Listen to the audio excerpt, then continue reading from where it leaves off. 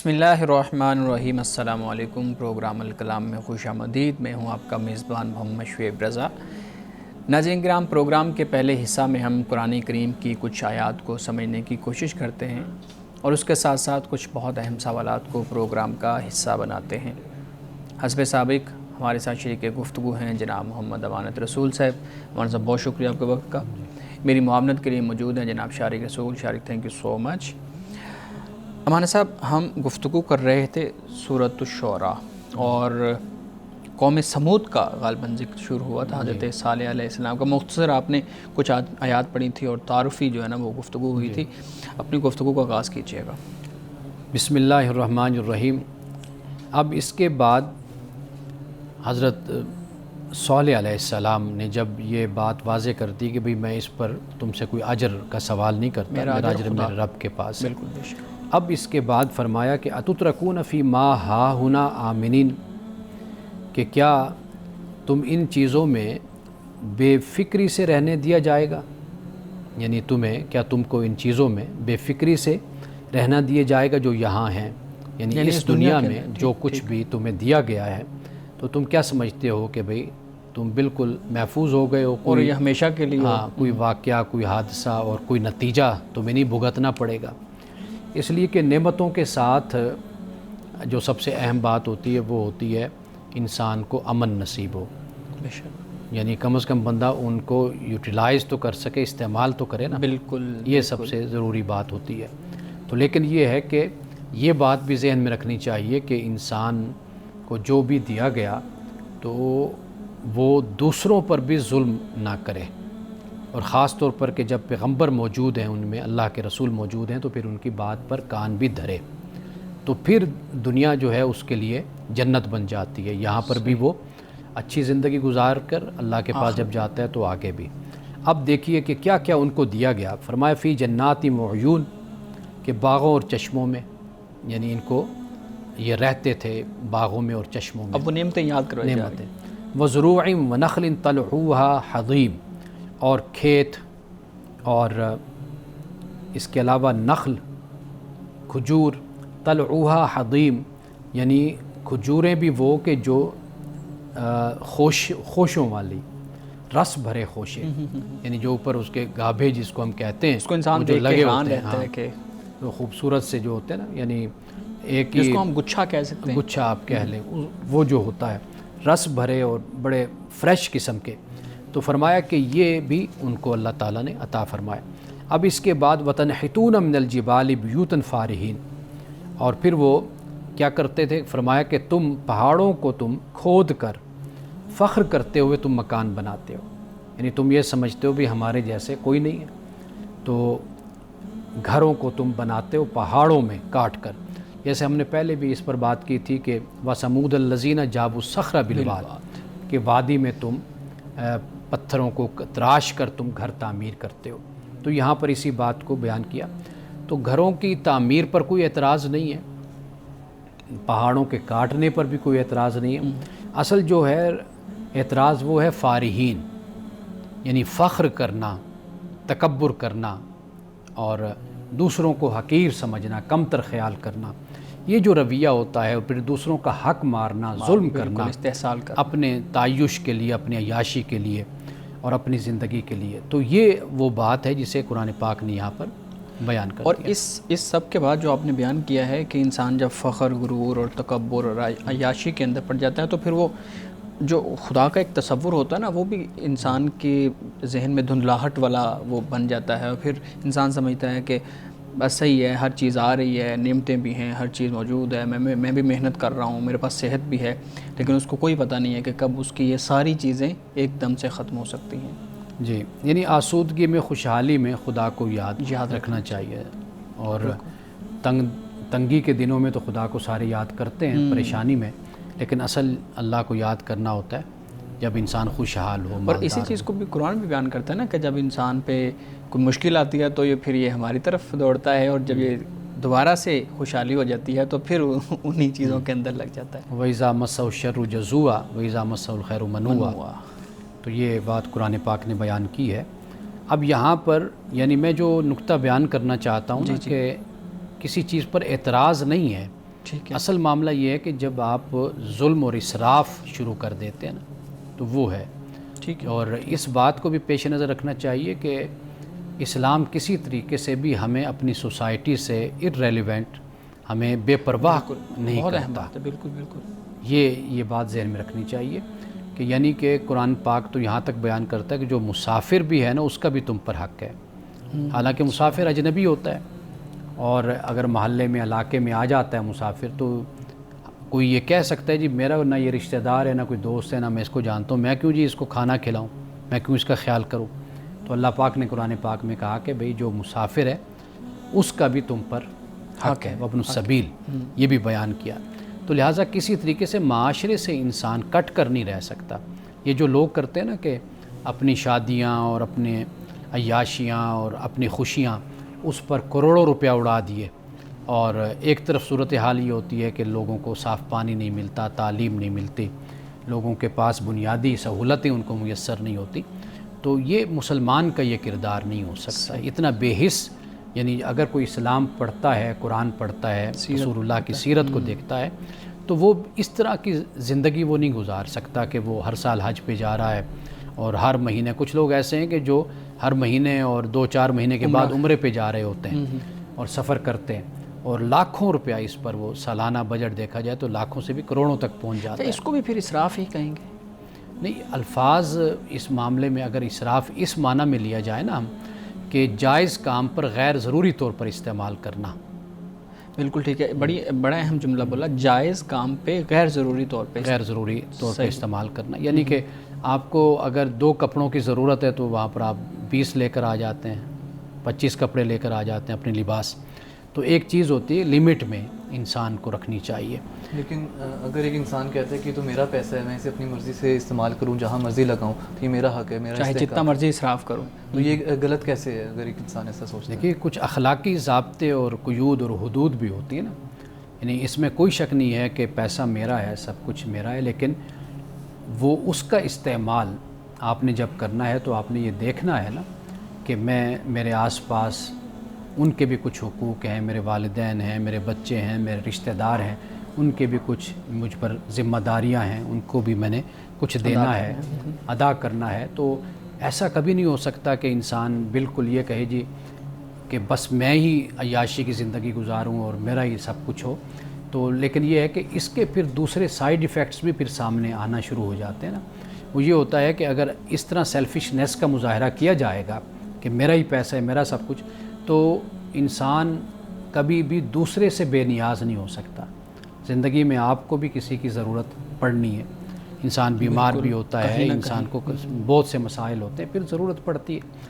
تو لہٰذا یہ رویہ نامناسب ہوتا ہے کہ انسان بالکل بے حس ہو کر بیٹھ جائے.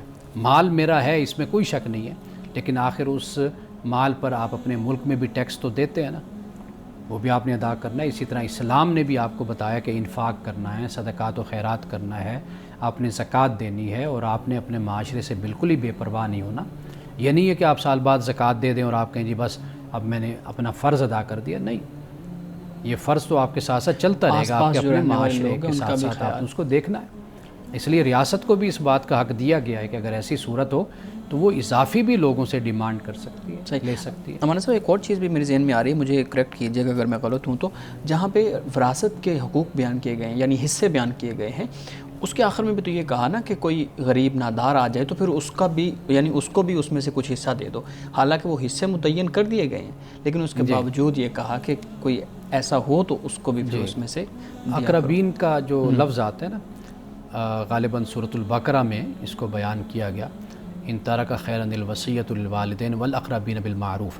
تو وہاں پر بعض علماء نے، مفسرین نے اسی بات کو بیان کیا ہے کہ اس سے مراد یہ کہ ان کا حق تو نہیں ہے، لیکن پھر بھی ان کو کچھ نہ کچھ دے کر ان کو روانہ کرو، ان کو بھیجو.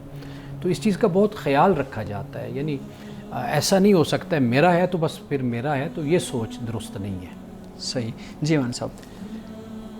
اب اس کے بعد فرمایا فاتقوا اللہ واطیعون، اللہ کا تقوی اختیار کرو اور میری اطاعت کرو، ولا تطیعوا امر المسرفین. اب یہاں پہ فرمایا کہ حد سے گزر جانے والوں کی بات نہ مانو، اس کی پیروی نہ کرو، حد سے گزر جانے والے. اب یہاں پر اسراف کا لفظ ہے، یعنی استعمال جو ان سا ہے وہ مال کا اگر دیکھیں جائز تو ہے لیکن وہ ضروری نہیں ہے، غیر ضروری طور پر ضائع کیا جا رہا ہے۔ لیکن یہاں پر جب اسراف کا لفظ استعمال ہوا، اس سے مراد یہ ہے کہ جو اللہ تعالیٰ کی حدود سے آگے بڑھنے والے جو ہیں، خدا اس نے کو حد توڑنے مقرر کر والے دی ہیں، ٹھیک ہے۔ تو یہ وہ لوگ مراد ہیں، الذین یفسدون فی الارض ولا یصلحون، جو زمین میں فساد پھیلاتے ہیں اور اصلاح کا کام نہیں کرتے۔ یہ اب دیکھ لیجئے، یعنی جو لوگ اسراف کرنے والوں کی پیروی کرتے ہیں تو ان کا معاملہ کیا ہوتا ہے؟ در حقیقت ان کی پیروی کرنا یہ فساد کا باعث بنتا ہے اور اصلاح کا کوئی نہیں ہوتا کام۔ تو اللہ کی پیروی کرو، اللہ کے رسول کی پیروی کرو، اس سے کیا ہوگا؟ اس سے یہ ہوگا کہ آپ اصلاح کرنے والے بن جائیں گے، آپ فساد پھیلانے والے نہیں ہوں گے۔ اچھا مولانا صاحب یہ بتائیے گا کہ جو انکار خدا ہے وہ فساد کیسے بن جاتا ہے؟ مثال کے طور پہ ایک شخص ہے کہ وہ خدا کو نہیں مان رہا لیکن وہ اپنی زندگی بہتر طریقے سے گزار رہا ہے۔ جیسے ہم دیکھتے ہیں کہ کئی ممالک ایسے ہیں جہاں پہ انکار خدا کو باقاعدہ طور پہ لوگ برملا کہتے ہیں کہ جی ہم نہیں مانتے، ہم کسی خدا کو نہیں مانتے، ہم ملحد ہیں، یا اور چیزیں اس میں شیئر کر دیتے ہیں۔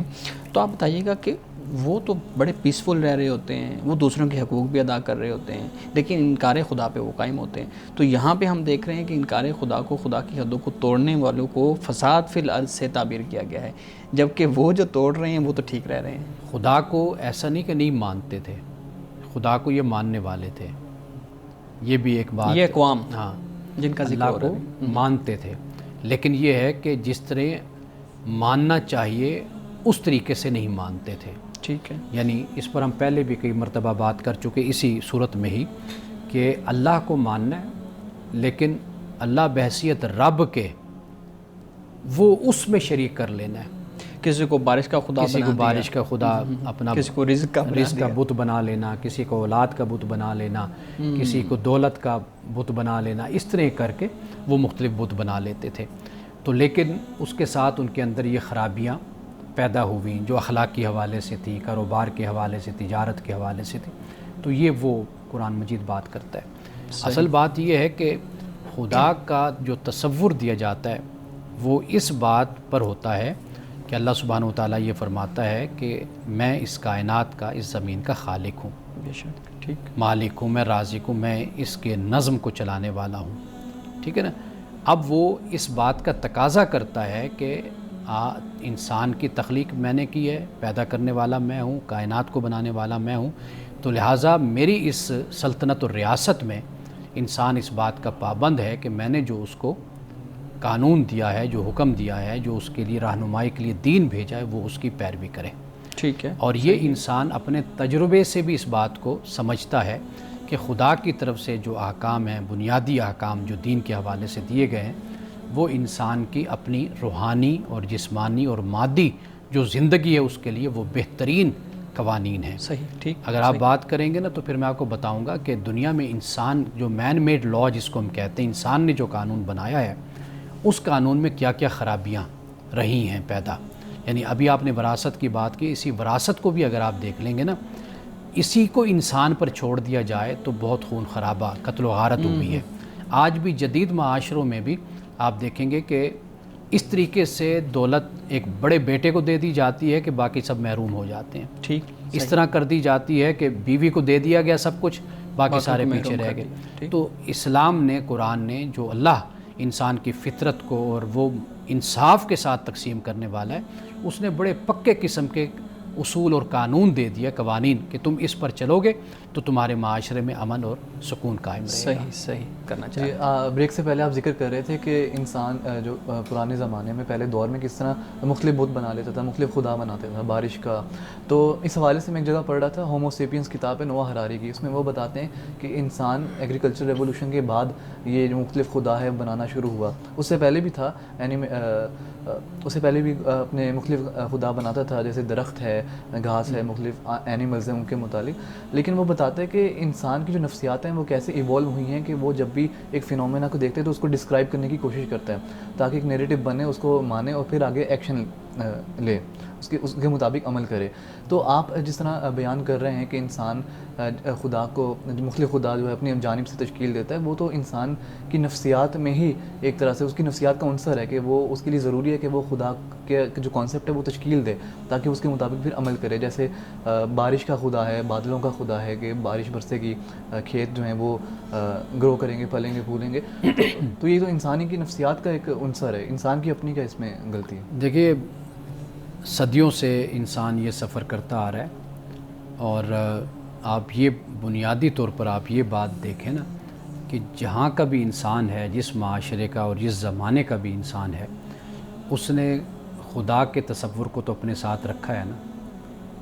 چاہے وہ آپ اس کو ایک خدا کا تصور کہیں، 2 کا، 4 کا، 5 کا، تو بہرحال اس نے ایک ایسی ماورا شخصیت جو ہے اس کو مانا ہے، تسلیم کیا ہے.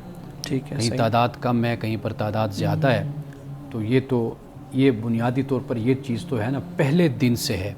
یعنی ایسا کوئی تصور نہیں ہے کہ جس میں انسان نے خدا کا کوئی زمانہ ایسا نہیں گزرا کہ خدا کو مانا ہی نہ ہو، کلی طور پہ انکار کر دیا، عقل اور شعور کے ساتھ تسلیم ہی کبھی نہ کیا ہو کہ کوئی ہے بھی صحیح. لیکن ہر انسان نے اس بات کو مانا ہے. اور جو آج بحث بھی چلتی ہے خدا کے ہونے نہ ہونے کی، تو لہٰذا خدا کا وجود کسی نہ کسی شکل میں، یہی بات وہ ہے کہ جس کو قرآن پاک بھی بیان کرتا ہے. یعنی انسان کو اللہ تعالیٰ یہ کہتا ہے کہ میں نے اپنا شعور تجھ کو دیا ہے. اب دنیا میں آنے کے بعد انسان اس کو بھول جاتا ہے. اس کی یاد دہانی کے لیے اللہ سبحانہ و تعالیٰ نے پیغمبروں کو بھی بھیجا ہے، کتابیں بھی بھیجی ہیں، وہ سب کچھ اس کی یاد دہانی کے لیے سارا انتظام کیا جاتا ہے. یہ اس کے لیے آزمائش اور امتحان ہے. تو لہٰذا کم از کم اتنی بات تو ہے نا کہ بنیادی طور پر خدا کا تصور، اس کو پھر آپ اپنے انداز سے جس طرف لے کر جانا چاہیں، اس کو نفسیاتی مسئلہ کہہ لیں، اس کو ضرورت کہہ لیں، کچھ بھی اس کو کہہ لیں، لیکن بہرحال ہر معاشرے میں، ہر زمانے میں خدا کا تصور کسی نہ کسی صورت میں موجود ہے. قرآن مجید ہمیں یہ بتاتا ہے کہ دنیا کا پہلا جو مذہب تھا وہ توحیدی مذہب تھا. صحیح، توحید تھا، ایک خدا. یعنی حضرت آدم علیہ السلام نے ایک ہی خدا کا تصور بیان کیا، اس پر ایمان لائے. حوا بھی اسی پر ایمان لائی اور اسی سے ہی آگے پھر سارا نظام چلا. تو بنیادی طور پر تو وہ تصور اپنی جگہ پر موجود ہے. باقی مفکرین ہیں، وہ اپنے تصورات اور اپنے خیالات وہ بیان کرتے رہتے ہیں. صحیح. مان صاحب، اگر آیات مکمل ہو گئی تو کچھ اہم سوالات ہیں وہ ہم شروع کر لیں. یہ ہمارے کچھ ناظرین کی طرف سے ہمیں کہا گیا تھا کہ یہ 2-4 سوال یہیں تک رکھ لیں. آج میرے خیال میں یہیں تک رکھ لیتے ہیں تاکہ ہم ان سوالات کو ضرور جگہ دے دیں. امان صاحب، سفر کا مہینہ چل رہا ہے. اسلامی سال کو اگر ہم دیکھیں تو یہ دوسرا مہینہ شمار کیا جاتا ہے. اس کے حوالے سے کچھ کانسیپٹس ہیں ہمارے ہاں، مذہبی حوالوں سے بھی ان کو کچھ نہ کچھ سپورٹ دی جاتی ہے لوگوں کی طرف سے، اور کہا جاتا ہے کہ جی ان چیزوں کو بیان کیا گیا ہے. تو آپ بتائیے گا کہ کہا یہ جاتا ہے کہ سفر کا مہینہ ایک منحوس مہینہ ہے، اس میں جنگ، لڑائی جھگڑے اور یہ نہیں کرنے چاہیے، اس میں سفر نہیں کرنا چاہیے، اس میں ہر کام میں نحوست پیدا ہو جاتی ہے، کوئی نیا کام شروع نہیں کرنا چاہیے، کوئی نیا کاروبار نہیں شروع کرنا چاہیے، اپنے بچوں کے رشتے اور یہ جو نکاح ہیں اس طرح کی تقاریب نہیں منعقد کرنی چاہیے. یہ ساری چیزیں جو ہمارے ہاں بیان کی جاتی ہیں، ان کی کیا حیثیت ہے اور اسلام اس کے بارے میں کیا کہتا ہے؟ اسلام آپ کے عقیدے کی بنیاد علم پر رکھتا ہے، اور وہ علم جو علم یقینی ہے، اللہ کی وحی، اس پر اللہ سبحانہ و تعالیٰ عقیدے کی بنیاد رکھتا ہے. تو لہٰذا ایسے توہمات، ایسے خیالات، تصورات کے جن کا علم سے کوئی تعلق نہیں ہے، دلیل سے کوئی تعلق نہیں ہے، اس کو اسلام رد کر دیتا ہے. وہ اس قابل ہی نہیں ہے کہ ان پر سوچا جائے، گفتگو کی جائے. ان کی کوئی حیثیت اور کوئی حقیقت ہی ان کی نہیں ہے.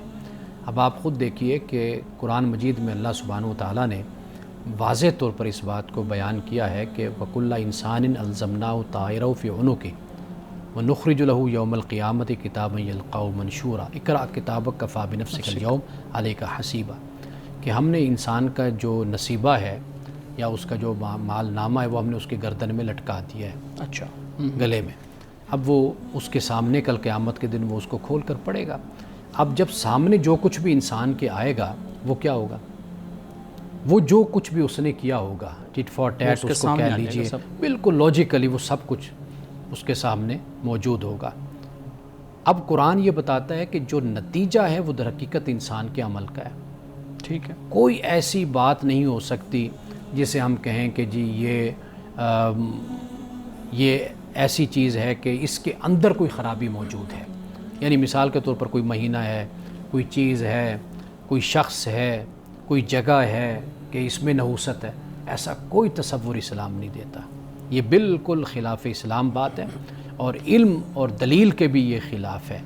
تو لہٰذا مثال کے طور پر آپ نے سفر کا ذکر کیا، میں پڑھ رہا تھا حضرت خدیجۃ الکبریٰ رضی اللہ تعالی عنہا سے آپ کا نکاح سفر کے مہینے میں ہوا.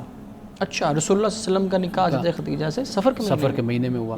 اچھا، یہ بھی ہمیں معلوم ہوتا ہے روایات سے کہ آپ نے ہجرت بھی سفر میں کی تھی. اچھا، مدینہ المنورہ کی طرف. اگر خدا نہ خواستہ ایسی کوئی بات ہوتی تو سب سے پہلے رسول اللہ فرماتے کہ نہیں، سفر میں نہیں ہم جائیں گے، ہجرت کریں گے، ہم اگلے مہینے میں کریں گے. تو ایسا ہو ہی نہیں سکتا. رسول اللہ نے خود فرمایا کوئی بدشگونی نہیں ہے، اور کوئی سفر میں کوئی ایسا نہیں. الو کے بارے میں لوگوں کا کہنا تھا یہ منحوس پرندہ ہے، تو پرندہ کہتے ہیں نا ہم اس کو، منحوس پرندہ کہتے ہیں. تو یہ جو ہے نحوست پائی جاتی ہے جہاں پہ بیٹھتا ہے، لیکن رسول اللہ نے فرمایا اس میں کوئی نحوست نہیں ہے. تو یہ باتیں تو بالکل اسلام کے مزاج سے ہی مطابقت نہیں رکھتی. یہ باتیں اسلام کا یہ مزاج ہی نہیں ہے. مسلمان قرآن مجید پڑھے، رسول اللہ صلی اللہ علیہ وسلم کی حدیثیں اور سیرت کو پڑھے، تو یہ جو کچھ بھی ہے یہ اصل میں بدبختی ہماری ہے، بد نصیبی کہ ہم خود قرآن سے دور ہو گئے. قرآن اتنا انسان کو وزڈم دیتا ہے اور اتنا لاجیکلی بات کو سمجھا دیتا ہے کہ اس کے بعد ان چیزوں کی گنجائش ہی نہیں رہتی. صحیح. تو پھر یہ جو کہا جاتا ہے کہ اس مہینے کے اندر بلائیں اترتی ہیں، اور غالباً کہیں یہ بھی بیان کیا جاتا ہے کہ رسول اللہ صلی اللہ علیہ وآلہ وسلم پہ جادو ہوا تو اس مہینے میں ہوا تھا، بیماری آ گئی تھی، اور یعنی ان ساری چیزوں کا نا ایک وہ جیسے کہتے ہیں نا کنیکٹنگ دا ڈاٹس، وہ بنا کے پیش کیا جاتا ہے، اور اس کے بعد پھر یہ ثابت کیا جاتا ہے کہ اس مہینے کے اندر ہی نحوست ہے اور اس مہینے میں بلائیں اترتی ہیں. دیکھیے، قرآن مجید جیسے میں نے پہلے بیان کیا نا، اس کے بعد کوئی اس طرح کی بات کی گنجائش نہیں رہتی. یہ جو روایات ہیں یہ سنی سنائی باتیں بھی ہوتی ہیں، اور اس میں اکثر یہ بات آپ یاد رکھیے کہ جو اس طرح کی توہمات کی باتیں ہوتی ہیں نا، بدشگونی کی باتیں، نحوست کی باتیں، اور نعوذ باللہ پھر ان کو روایات کے طور پر اور منسوب کر کے ان کو بیان کیا جاتا ہے، یہ اکثر ضعیف کیا یہ موضوع ہوتی ہیں. ان کا کوئی بھی وجود نہیں ہوتا، بس لوگوں میں یہ چیزیں پروان چڑھ جاتی ہیں اور مشہور ہو جاتی ہیں. چونکہ لوگ کاروبار کرتے ہیں، تجارت کرتے ہیں، دو پیسے آ جاتے ہیں، کسی کے پاس زیادہ ہو گیا، کسی کے پاس کم ہو گیا، جس کو کچھ زیادہ مل گیا تو وہ اس پریشانی میں ہوتا ہے مجھے چھن نہ جائے، اور چھننے کے حوالے سے پھر اس میں بہت سی توہمات سے بھی پیدا ہونا شروع ہو جاتی ہیں کہ بھائی کوئی میرے پہ جادو تو نہیں کر رہا، کوئی ٹونا تو نہیں کر رہا، کوئی فلاں تو نہیں ہے، کوئی نحوست تو نہیں ہے. تو وہ جو ایک انسیکیورٹی انسان فیل کرتا ہے نا، یہ در حقیقت اس کا پھر نتیجہ ہوتا ہے کہ پھر انسان اس راستے پر چل پڑتا ہے. صحیح. خوش آمدید مولانا صاحب. اس حوالے سے آخری سوال آپ کے سامنے رکھتا ہوں، مختصر اس کا جواب دیجیے گا. ہمارے ہاں کہا جاتا ہے کہ جیسے ہی سفر اور محرم اور سفر کا خاص طور پہ سفر کا مہینہ شروع ہو تو اپنے گھر میں جھاڑ پھونک جو ہے نا وہ کر لینی چاہیے، کچھ چیز پڑھ کے پھونک لینی چاہیے، کوئی تعویذ کسی سے لا کے وہ رکھ دینی چاہیے، کسی چیز کا دھواں جو ہے نا وہ گھر کے اندر ہمیں ضرور اس کو پھیلا دینا چاہیے تاکہ ان ساری یہ چیزیں نکل جائیں. ان کی کیا حیثیت ہے؟ اوبیسلی آپ نے ساری چیزوں کو بیان کر دیا ہے، لیکن الگ سے اس کا بھی بتا دیں. جو مسلمان گھر میں نماز پڑھتا ہے نا، قرآن مجید کی تلاوت کرتا ہے اور اپنے بچوں کو ادب سکھاتا ہے، تربیت دیتا ہے، اس گھر میں کبھی کچھ بھی نہیں ہوتا. یہ صرف وہی گھر ہوتے ہیں جہاں پر کوئی نماز نہیں پڑھتا، کوئی قرآن نہیں پڑھتا، کوئی اللہ کو یاد نہیں کرتا، اللہ کی فرمانبرداری نہیں ہوتی. یہ ساری نحوستیں انہی اعمال کی وجہ سے ہوتی ہیں. یہ کوئی ایسی چیز نہیں جو اوپر سے اترتی ہو یا کہیں سے آ جاتی ہو، یہ وہی ہوتا ہے جو ہمارے اعمال ہوتے ہیں. قرآن پاک نے اس کو بالکل واضح طور پہ بیان کیا ہے کہ بھئی ما صحابہ کا ہے نا میں مصیبت کہ جو بھی تمہیں مصیبت آتی ہے وہ پہلے لکھا ہوتا ہے اس کو کتاب میں. کتاب سے مراد یہ کہ وہی تمہارا جو عمل ہوتا ہے، تم نے جو کرنا نتیجہ ہوتا ہے، اسی کے مطابق وہ سارا کچھ تمہیں مل جاتا ہے. اور من حسنۃ فمن اللہ و ما سبق من سیئۃ فمن نفسک، یہ تمہاری اپنی طرف سے یہ ساری تکلیف اور تمہیں آتی ہے، تمہارے اپنے اعمال کی شامت ہوتی ہے. یہ بنیاد ہے. باقی یعنی ہم نے لوگوں کو دیکھا ہے کہ نہ نماز، نہ روزہ، نہ زکوٰۃ، نہ حج، نہ خدا کی یاد، کچھ نہیں ہے، اور پھر وہ گھر میں مطلب ہے کہ کبھی وہ دھونی دے رہے ہوتے ہیں، کبھی کوئی جھاڑ پھونک کروا رہے ہوتے ہیں. اصل چیز یہ ہے کہ آپ اللہ سے اپنے تعلق کو مضبوط کریں، باقی یہ ساری چیزیں بے معنی سی ہو جاتی ہیں۔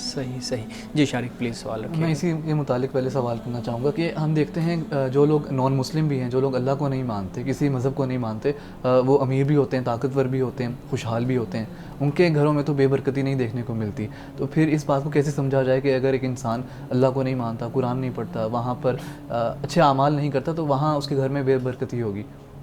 دیکھیے آپ نے جو بات کی نا، وہاں بھی مسائل ہیں، مغرب میں بھی، کیونکہ میں کچھ وقت وہاں گزار کر آیا ہوں، تو وہاں پر بھی گھروں میں جن بھوت کے مسئلے ہوتے ہیں، اچھا، وہ لوگ بھی پریشان ہوتے ہیں۔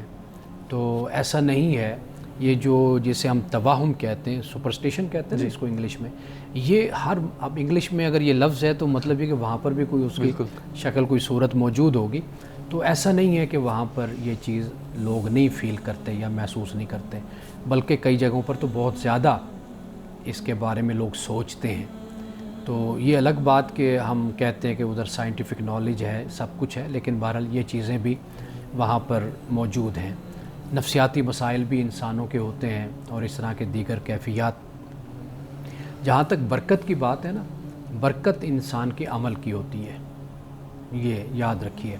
یعنی پیسے میں برکت ہے، کیوں برکت ہے؟ اس لیے کہ معاشرے میں بدعنوانی نہیں ہے، لوگ مہنگائی نہیں کرتے، جان بوجھ کر لوگوں کی جیبیں نہیں کاٹتے، لوگوں کے ساتھ زیادتی نہیں کرتے، تو وہاں پر پیسوں میں برکت ہوتی ہے۔ اور معاشی استحکام ہوتا ہے، تو معاشی استحکام ہوتا ہے تو وہاں پر برکت ہوتی ہے۔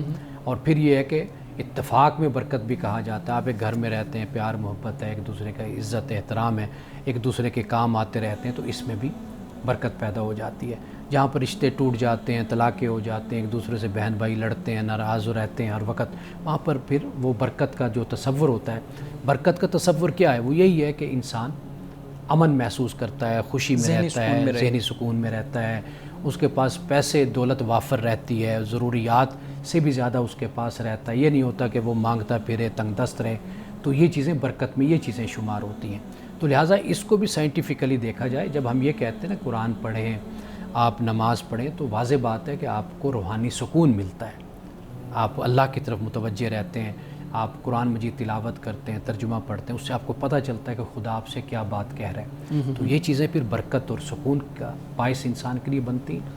اچھا، اللہ ہم سے تقاضا کرتا ہے کہ ہم ایک اچھا انسان بنیں، اپنی تطہیر کریں، تزکیہ کریں، لیکن جو ہمارے جیسے معاشرے ہیں، کیا وہاں پر اچھا انسان بن کر رہنا ممکن ہے؟ کیونکہ ہمارے ہاں جو ایک چالاک سمجھدار انسان ہوتا ہے، بظاہر وہ سچویشنز کو ایسے نیویگیٹ کرتا ہے کہ وہ اس قصوروار بھی ہو تب بھی وہ جو ہے وہ کیا کہتے ہیں، اس کو قصوروار نہیں سمجھا جاتا، اور ایک شخص جو کہ سادہ ہے، سیدھا ہے بظاہر، وہ ایسی سچویشنز میں بھی پھنس جاتا ہے جہاں پر وہ قصوروار نہیں ہوتا۔